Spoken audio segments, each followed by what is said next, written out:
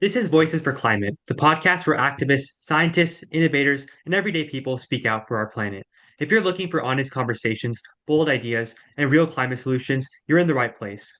My name is Arnav, and today we're joined by Andy Myers. Andy joined Working Films in 2011 and now serves as the Director of Campaigns and Strategy. He's a proponent of connecting film with activism and has led projects like the Coal Ash Stories, Fracking Stories, You Are Here, and Shore Stories campaigns.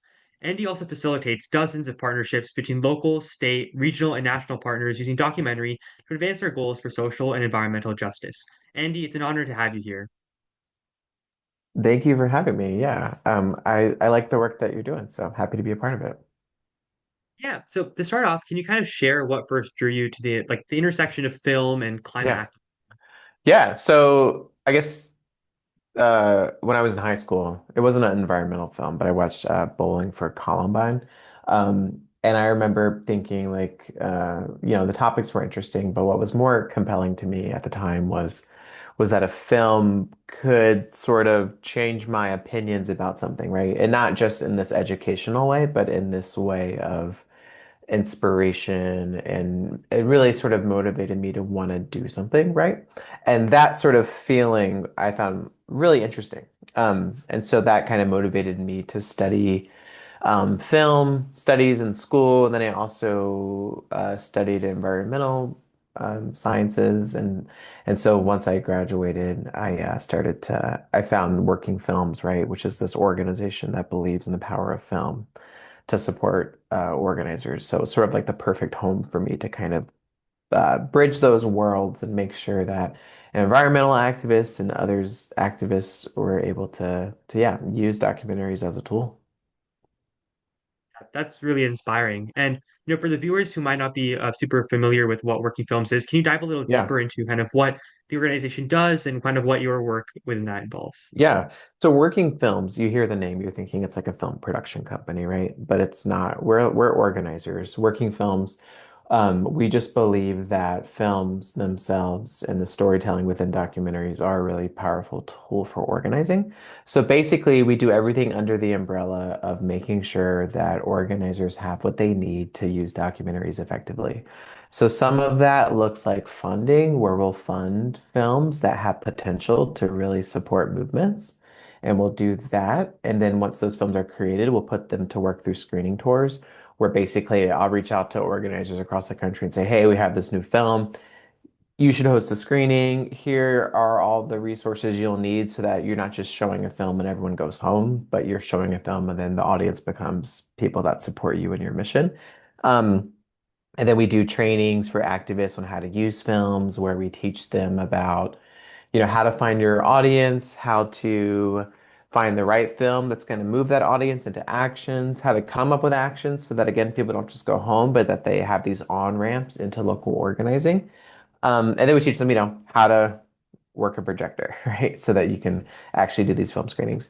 And then we put whatever we train them into action through different screening tours. And then other work that we do is train filmmakers how they can leverage their films in particular and connect them to organizers through strategy summits and things like that. We just, filmmakers are making these films because they think they have potential to make concrete changes in the world. And so we help them do that. And then we help activists find those films and put them to work to support their missions. Yeah, that's, very interesting work, I think. And, so how do you decide, I guess, which films or filmmakers that you partner with? Is it Yeah. about the story's quality, the people directing the film, something else? Yeah. So we're a little bit different because there's, tons of film funders. I think what sets us apart is just because I'm on staff at Working Films, that doesn't give me like any sort of special say on what is going to be the best film for any particular movement or moment. And so we really believe that people in movements should decide themselves which films are going to serve their movements. So what we do is we put together, let's say we're doing a round of funding for new labor films, right? We pulled together labor leaders that work in unions and worker organizing, and we asked them, hey, what films are needed right now? What does the media get wrong? What are the narratives you would uplift if you were a filmmaker, right? What are the stories that are needed now? And they tell us, right? We put out a call for media that says, hey, filmmakers, we want films on X, Y, and Z. All the filmmakers send us their films, and then that same panel of organizers, they decide which of those films will actually get funding and be completed. Um, I think that's the way to do it. If you want films that are gonna be effective and are going to actually matter and do good things in the world, ask the people that are working on this and have been working on this for the long haul. Yeah, yeah, that makes a lot of sense. I think give the power to the people who are the ones, going out there and making the change. I think that makes, a lot of sense. Hmm. Um, and Right? Just so, because I work at a nonprofit that that doesn't give me any special expertise, right? I wish more foundations would recognize that as well. yeah, no, that makes a lot of sense. Can you dive a little deeper into some of your like kind of climate change related campaigns, like coal ash Yeah. stories or shore stories? How did those, were there any like particularly inspiring stories you have about how those led to conversations and, positively impacted environmental issues? Yeah, so right now in the last 5 years, we've been working on a project called Rural Cinema, where we train organizers how to use films, and then we work with each organizer on a film series in their community where they take what they just learned and they put it into action. And typically with that program, we're working with environmental justice leaders in rural areas and in small towns. And yeah, I think in general, I think the most compelling stories are from organizers that use the film screenings to bring in new people, especially people that might not agree with them. I think film Mhm. screenings are one of the best tools for organizers in terms of reaching new people. And I think, yeah, there's a couple stories standing out right now. I know I worked with a group in El Paso called Amanecer this year, and at every single screening, they were signing up new members to the organization. They're like a people power type of organization, right? So they need more people, they need new people. And so they were having these screenings, and I think what worked well for them is you can invite anybody to a film screening, right? Lots of people. And they would show up because that was a lot of an easier ask than say, hey, come to this like presentation or this workshop or come to this orientation meeting, right? But they would come to a film screening and they'd get dinner, right? And there'd be other kind of cool things there that made the event seem fun and low pressure and low stakes. And then at the screening though, they're like, all right, cool. Now that you're here, you've seen this film, you've heard about all the great work that we do. Um, Here's what the next steps are, right? Then, okay, cool. Come to this orientation meeting because we need new members. And at this orientation meeting, you'll learn all the different ways you can plug in to support the ongoing work that we're doing, right? We see film screenings as like rung one of the ladder of engagement. But then once they're there, okay, cool. What are those harder asks you can get them to come to? So yeah, I think groups this year have done that really well. I'm also thinking of an organization in Alabama called Across. They've also done a lot of really good screenings where they're bringing together people from across the political spectrum, but they're having these really welcoming, great events where they can have conversations that are normally only happening behind closed doors inside people's homes, right? We really believe in the power of face-to-face gatherings, and we hope more people get off the internet and go meet their neighbors at a film screening and, recognize their shared humanity and their shared desire to solve local problems. So, yeah. Yeah, that's amazing to hear. I think I like the way you put it, how these films are kind of like a stepping stone, I guess, and Yeah. makes things like climate activism and just social issues broadly, presentable and I guess like an enjoyable way for people without feeling like a burden. Yeah, exactly. It's like come watch a movie and we'll have food. And it's like, all right, cool. That sounds great. I'll do that. And then you get there and you realize the urgency and you realize that there are people in your community that are working on this. And then you can talk to them, you can follow up, you can get involved, right? I think especially now we're seeing a lot of new people wanting to get involved for the very first time. And this is one of the easiest on-ramps that organizers can use. Yeah, yeah. And I want to, focus on something you said earlier about kind of bringing in people from various perspectives, especially people that may not necessarily agree with these messages. Yeah. So how do you like, I guess, approach, screening these films in maybe politically or culturally divided communities or reaching Yeah, audiences, that might not agree on these sort of topics totally. like climate change? Yeah, so something that sticks out to me, a couple things actually. Especially when you're doing screenings in rural areas and in small towns, oftentimes the messenger is more important than the message, right? So maybe the person in the documentary is talking about climate change, right? If that's like a celebrity, you've already lost. Uh, People, a lot of rural folks, a lot of folks that are maybe more on the conservative side of things, they don't want to watch a celebrity talk at them, right? But you could have that same message from someone like a farmer, right? Or someone that they might identify with stronger. And then that message will be received a little bit better. They'll be more receptive to it. So it's really important. And I tell people when you're looking for a film, a really important question is who is the messenger? Because that's going to matter a lot more than the message. And the second thing that stood out when you asked your question is that if you want to go beyond the choir, the best thing that you can do is partner with another organization that reaches a different audience than you. Um, my colleague Mara Henderson once said, you can't just show the Lorax and expect children to show up, right? Like that's not how the world works, right?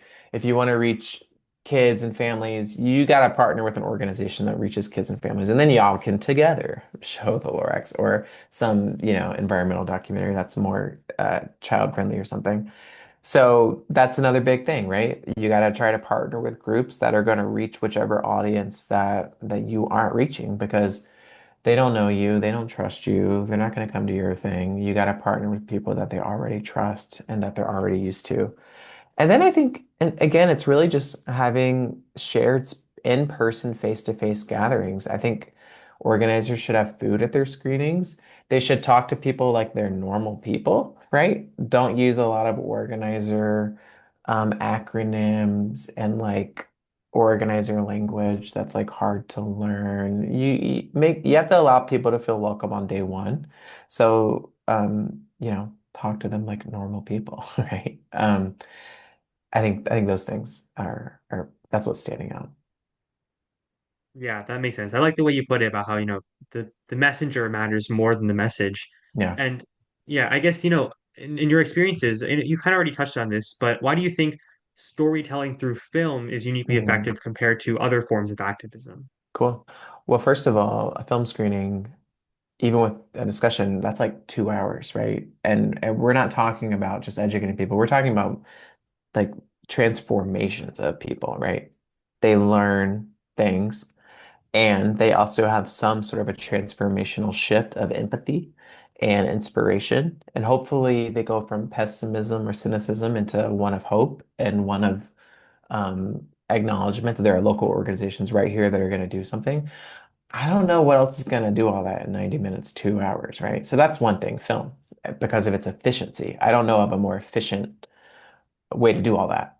And then I think film is just the result. It's like the final form or the current form of like human history telling stories around the campfire, right? Or whatever it is. Like this is just that evolved into this current place. And I think you're seeing visuals, you're put in the shoes of someone else. I think in general, just storytelling is really powerful because of this ability to allow you to step into the shoes of someone else and to empathize with them. And hopefully it transforms you in the process. And I try to think about could you do that with a book? Could you do that with like a PowerPoint presentation? And I don't think you could. And I also just, it's gonna be much harder to invite everybody to your book club, to read this 400-page book, unfortunately. So yeah, I think it's like efficient and effective. Yeah, yeah, that makes sense. I definitely agree with what you said about how, I think films are definitely a very effective way to get the message across. But at the same time, and I feel like climate stories can, at times be emotionally heavy. And so Mm, how do you ensure that filmmakers and organizers avoid kind of, crisis fatigue or yeah. inducing the feeling that, this is too much, we can't do anything, while also Right. showing the reality of what's happening? Yeah, that's a really great question because we always tell organizers that we're training that we don't see much point in just showing a film and then everyone going home. Like, I'm like, okay, cool. I guess we entertained you for a couple hours. Bye. Like, I don't know. We can probably all find better things to do with our time. What we do see point and value in, though, is using a film screening and then having an action so that you actually don't just say goodbye to those people and you never see them again, right? But you give them these on-ramps. And in order to do that, it's really important how the audience feels when the film is over, right? So if you're just hitting them over the head with all these different depressing facts, and by the time the film is over, they're just like sad and despondent or whatever, how you're not going to poke them into action, right? They're done. Like they're going home. They might not even stick around for any kind of after screening discussion. And so it's really important for filmmakers to consider how the film ends and how they leave people.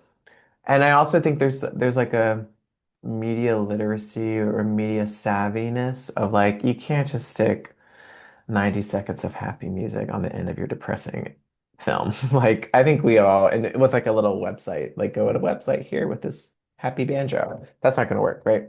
You have to really show what are possible solutions and make people feel like it's not just trying to make you feel good, but there's actual solutions that are here. And I think, the film doesn't always have to have all those answers. It could be what an organizer does with the film. It could be how they talk about it afterwards. But I think it's important for people to consider, hey, should I show this film? I think it's going to make the audience feel depressed, right? You can't just focus on what the audience is going to learn. You got to focus on how they feel afterwards. And, I think I do this work because I do think there's possibilities and hope and ways to correct or change course. And so hopefully filmmakers believe that too, or else why are they even bothering wasting their time making these films? So put that in the film, put that at the end and give it enough time to breathe and be digested by the audience. Um, yeah. Sorry if that was a rambling answer. I kind of came up with that as I said it. No, no, no. Yeah, that makes a lot of sense. I definitely agree, how it is important to ensure that we're both informing people, but also doing so Yeah. in a way that it doesn't, feel overwhelming. It does inspire people to take action. And so, I definitely agree with everything that you've said. Yeah. Um, I guess, I wanted to now talk about kind of, like Gen Z, I guess, with the rise of things like social media and short form Yeah. content. Do you see that affecting your work with films, which are, obviously longer, 90 minutes to 2 hours? Yeah. Does that affect your work in any way? Yeah. Well, first I should say that our preference is working with short films that are like an hour or less. And we do a lot too with when I said 90 minutes, I just mean in general, like that's maybe the longest film, right? 90 minutes, 2 hours. And even that, even a full 2 hour film is going to reach people more efficiently than say a book club or something, right? But really for us, what we like to work with and what we talk about is working with 30-minute films, an hour-long film, because we want to have plenty of time when the film is over for discussions and deeper actions because we don't want people to just go home after a 2 hour event. We want to give them these other entry points. But yeah, even that, right? That's maybe not, maybe that's too long for folks that are now on 90-second media diets with TikTok and other things. Maybe 90 seconds is even dated now. What is it? 20 seconds now? I don't know. Something small. Um, so I think what I do and what I have to emphasize for people is the importance of gathering, the importance of face-to-face, because that is what it will require. It's going to require bringing new people in, and that's just not happening online. Like online is a scary place full of AI and liars, and anybody can say whatever they want. And I don't think we're going to bring in new people anywhere online. I don't see that happening. And so if we need new people, we need to create spaces where they can feel welcomed to join. And I think there is power in sitting together in a room, watching a film and having a shared experience, and then being able to talk about it as a group. It's it's much harder to deny someone's humanity when they're 2 feet next to you and you guys just watched a film together and now you're talking about it and you're collectively brainstorming solutions for very real problems that are impacting us, right? It's much easier to deny each other's humanity online and on these various platforms. I don't think I have like a full answer, right? Like I think that is a real challenge, right? I lift up the value of face-to-face in-person film screenings and gatherings, and but I also recognize that like there is this giant world online right now that's like against us and against the values we stand for and is really more about profit and fear mongering. And I don't know. I think that's like an unanswerable question right now. And I welcome all ideas. Yeah, no, that makes sense. I do agree with what you've been saying about how these face-to-face interactions are important and something that things like social media and short form content, definitely can't accomplish because, Yeah. it's just, on these online platforms, it's so easy to just, say whatever you want versus, as you said, these in-person screenings, you were all watching this movie together and then discussing it Yeah, afterwards. So I think that's very, right. very powerful. Yeah, and we are trying to also like, okay, cool. Are there ways we can take this content and pull clips from it, right? That's something we're gonna, I think, experiment more on in the new year. Is like, yeah, because there's a lot you can do with a really specific audience with a really specific action, right? That's like what you do with in-person gatherings. But how do you like impact cultural shifts for the masses, like that kind of thing? And so I think we're going to be exploring that a little bit more next year. Yeah, that's really cool to hear. And I wanted to ask, are there any like, maybe stories or, moments that you've had within these kind of, post-film screening conversations? Maybe you've seen people whose mindsets have shifted or they said they're, going to do something now or been inspired by these films. Any stories like that? Yeah. Well, so I always just think of the ones that I've been to personally, right? Yeah. And the last one I think that maybe relates that's environmental to some degree is they were building the Bureau of Prisons wanted to build and still wants to build a prison on top of an old mountaintop removal site, right? And so there's like we were trying to not only stop this prison that was going to be in this really rural area where people could send they could lose their loved ones. I think the Bureau of Prisons can, when they want to incarcerate somebody, they can house them 300 miles from where they live in their community. And so they were basically trying to use this old mountaintop abandoned mine as a place in this rural area with no hotels, no airports, just totally trying to separate people from their families and communities. And so we did screenings in the 300-mile radius of communities that would ultimately lose people to this prison if it was built. And at the screening, what we asked people to do was write letters to the Bureau of Prisons, basically saying, don't build this prison for all these millions of reasons. And what was really great for me to witness in person was we had the screening. We had the discussion. We told people what the ask now was. And then every single person in that room was sitting there writing these long letters to the Bureau of Prisons. And I knew some of the people in the room. It was sort of, there's a nice, I would say, political spectrum of people represented. Definitely not the activist types. And every single person had their pen out writing a letter. And I just found that personally interesting because it was people who had never known to do any type of activism before. It's certainly nothing that might be seen as like radical, right? Or like, how dare anyone ever question the prison industrial complex, right? Like on that side of Mhm. things. And I was really lucky to get to see it because normally I'm doing a lot of stuff remotely. I hear what happened after, but it was really beautiful to be sitting there in that room and you could hear a pin drop, right? Because you just had all you saw was people like writing. And yeah, they took like 15, 20 minutes writing these long letters. It didn't feel virtue signaling. It was like it seemed legitimate. And so yeah, again, that was like a 30-minute film called Cause from Home, which is a beautiful, beautiful film showing the impacts of rural prisons. And it was great. It was great to see what could happen in such a short amount of time. Yeah, it's honestly, very heartwarming to hear. Obviously, shows the power of films, but also, how you mentioned it connected people from different political backgrounds, Yeah. people that never were, involved in activism before. So definitely, I think really shows the power of film into inspiring action, even with people who might not have done things like this before. Yeah. Yeah, we try to make it easy for new people, right? Because we're going to need a lot more people. So how do you get them there? And then how do you give them the easy entry points so that it doesn't have to look like rocket science? Hmm. Yeah, yeah, that makes sense. And, I guess um, maybe are there any misconceptions you've seen with people in terms of the relationship between, activism and filmmaking that you wish you could like just correct forever? Misconceptions like uh Like from who? audience members, people like you mentioned, right? There's people that, are kind of against your work now, people that are very focused on the profits. Are there any misconceptions from those type of people that you wish you could correct?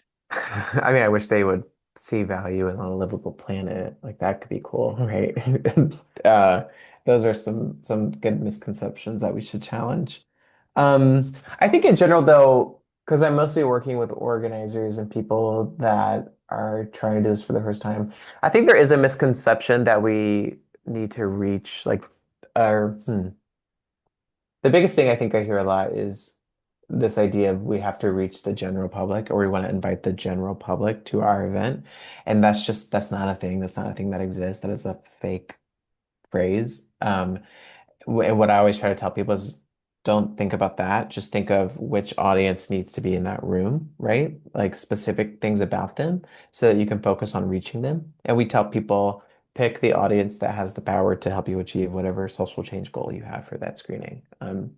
So that's like the biggest, I think, misconception. And filmmakers have the same problem. They're like, we want everybody to see our film. That's why we're making it. And it's like it's not a thing. Make your film for a specific audience so that you can actually focus on how that film's going to reach them. Okay, yeah, that actually makes a lot of sense. I think that definitely sounds like a pragmatic approach, like not trying to focus on everyone, but rather the audiences that would be willing to, receptive to your message, but also who might Mm, not do things right now. I think, that makes a lot yeah, of sense. yeah, um, yeah. I think to what you said, it's hard. You can't focus on everyone, right? Yeah, So you have to really decide what you're trying to accomplish and which audiences will help you accomplish that thing. yeah, yeah. And then I guess my last question to you then is what advice would you give to young creators who want to use Mm. film or media for environmental or just, broadly the social activism, but, Yeah. maybe don't know where to start? Cool. I would say, think about what film can do, right? Which we've talked about. It can bring new people in, and it can take people who are maybe already involved, and it can kind of bring them further in. It can motivate them to be more involved, to, mm, you know, do more direct activism, whatever it may be, right? Decide what your goals are, and then think about, okay, cool. If that's what I'm trying to accomplish, which film will help me do that? Which audiences do I really need there? And then what are going to be those easy asks or actions that will get them involved? Think of a film screening as an opportunity to do those things and then don't waste it. Don't just show the film and have them all go home, right? That'd be really sad and pointless. Try to use it as a way to support your own organizing. And then I would say if you are a filmmaker, same rules apply when you're thinking of making your film. Make sure the choices you're making have your audience in mind. And if it's for people who don't make content, I'd recommend looking up film choices from, I always say the best places maybe like environmental film festivals, right? Because they're going to have a really great archive of resources for you. Um, and then, yeah, try to use short films. I think I've done screenings of films that are 20 minutes tops. That's plenty of time actually to get people into a room and then have a discussion. So you don't have to show 2 hour films, right? You can show something shorter that allows for enough time. But yeah, and I would say just experiment, try things, see what works, right? Don't try to make it perfect. See what works, evaluate it, try again. Because yeah, we should definitely be trying everything at this point. Yeah, that's, such amazing advice and I think such a powerful note to end on. So, Andy, thank you so much for joining us today and sharing your experience and insights. We greatly appreciate it. Yeah, thank you for having me and thank you for your questions. Is there a way for me to leave my email or contact in case somebody wants to follow up? We're going to be supporting lots of screenings next year, people that want to do stuff. Yeah, yeah. I'll link your contact information in the comments. So if any viewers are interested in Cool. reaching out to you, getting support, that's, how you Perfect. can contact. And Awesome. so Great. yeah, Well, thank you so much. yeah, yeah. That's all we have today on Voices for Climate. If you enjoyed this episode, be sure to follow the show and share it with someone who cares about building a more sustainable future. And I'll see you all next time. Thank you.